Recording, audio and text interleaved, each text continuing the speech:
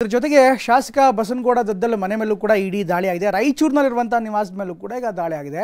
ಆಶಾಪುರ ರಸ್ತೆಯಲ್ಲಿರುವಂಥ ನಿವಾಸದ ಮೇಲೆ ಈಗಾಗಲೇ ಅಧಿಕಾರಿಗಳು ದಾಳಿ ನಡೆಸಿ ಶೋಧ ಕಾರ್ಯಾಚರಣೆ ಮಾಡ್ತಾ ಇದ್ದಾರೆ. ಬೆಳಗ್ಗೆ 7 ಗಂಟೆಗೆ ಅಧಿಕಾರಿಗಳು ಮನೆಗೆ ಬಂದಿದ್ದಾರೆ. ಹೀಗಾಗಿ ಸಂಪೂರ್ಣವಾಗಿ ವಿವರಗಳನ್ನು ಕಲೆ ಹಾಕಿದ್ದಾರೆ. ನಿನ್ನೆಷ್ಟೇ SIT ತನಿಖೆ ಎದುರಿಸಿದಂಥ ದದ್ದಲ್ ಇಂದು ಇಡಿ ದಾಳಿ ನಡೆಸಿ ದಾಖಲೆಗಳ ಪರಿಶೀಲನೆ ಕೂಡ ಮಾಡಲಾಗ್ತಾ ಇದೆ. ವಾಲ್ಮೀಕಿ ನಿಗಮದ ಅಧ್ಯಕ್ಷ ಕೂಡ ಆಗಿರುವಂಥ ದದ್ದಲ್ ಎಲ್ಲ ಮಾಹಿತಿಗಳನ್ನು ಕಲೆ ಹಾಕಿ ಈಗ ದದ್ದಲ್ ಅವರ ನಿವಾಸದ ಮೇಲೆ ದಾಳಿ ಮಾಡಲಾಗಿದೆ. ರಾಯಚೂರಿನಲ್ಲಿರುವಂಥ ಆಶಾಪುರ ನಿವಾಸದ ಮೇಲೆ ಕೂಡ ದಾಳಿ ಆಗಿದ್ದರೆ, ಅದೇ ರೀತಿ ದೇವನಹಳ್ಳಿಯಲ್ಲಿರುವಂಥ ಶ್ರೀನಿವಾಸಪುರದಲ್ಲಿರುವಂಥ ಇನ್ನೊಂದು ಮನೆ ಇದು ಯಲಹಂಕದ ಶ್ರೀನಿವಾಸಪುರ, ಅಲ್ಲೂ ಕೂಡ ಈಗ ದಾಳಿ ಮಾಡಲಾಗಿದೆ. ದದ್ದಲ್ ಮನೆಯಲ್ಲಿದ್ದಂಥ ಕುಟುಂಬದವರ ಮೊಬೈಲ್ನ ವಶಕ್ಕೆ ಪಡೆಯಲಾಗಿದೆ. ಇಡಿ ತಂಡ ಬರ್ತಾ ಇದ್ದಂಥದ್ದೇ ಪ್ರಶ್ನಿಸಿದ ಶಾಸಕರ ಕುಟುಂಬಸ್ಥರು ದಾಳಿ ಬಳಿಕ ID ಕಾರ್ಡ್ ತೋರಿಸಿದಂಥ ಇಡಿ ಅಧಿಕಾರಿಗಳು ನಾವು ಇಡಿ ಅಧಿಕಾರಿಗಳಿದ್ದೇವೆ, ದಾಳಿ ನಡೆಸಿದ್ದೇವೆ ಅಂತ ಸ್ಪಷ್ಟನೆ ಕೊಡ್ತಾರೆ.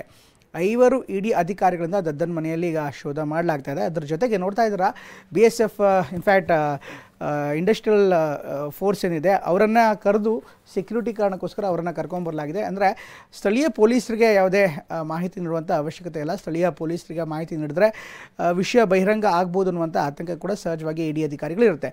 ಈ ಒಂದು ಕಾರಣಕ್ಕೋಸ್ಕರ ಈಗ ಬಸವನಗೌಡ ದದ್ದಲ್ ನಿವಾಸದ ಮೇಲೆ ದಾಳಿ ಮಾಡುವಂಥ ಸಂದರ್ಭದಲ್ಲಿ CSFR ಏನಿರುತ್ತೆ, ಇಂಡಸ್ಟ್ರಿಯಲ್ ಸೆಕ್ಯೂರಿಟಿ ಟಾಸ್ಕ್ ಫೋರ್ಸ್, ಅದನ್ನು ಕರೆತರಲಾಗಿದೆ.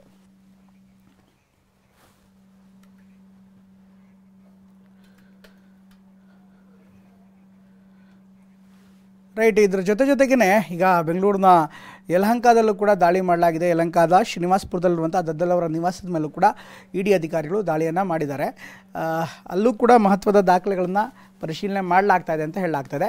ಒಂದು ರಾಯಚೂರಿನಲ್ಲಿರುವಂಥ ಆಶಾಪುರ ಮನೆ ಏನಿದೆ ಅಲ್ಲಿ ನಿನ್ನೆ ತಾನೇ ದದ್ದಲ್ ಬಂದು ಹೋಗಿದ್ರಂತೆ.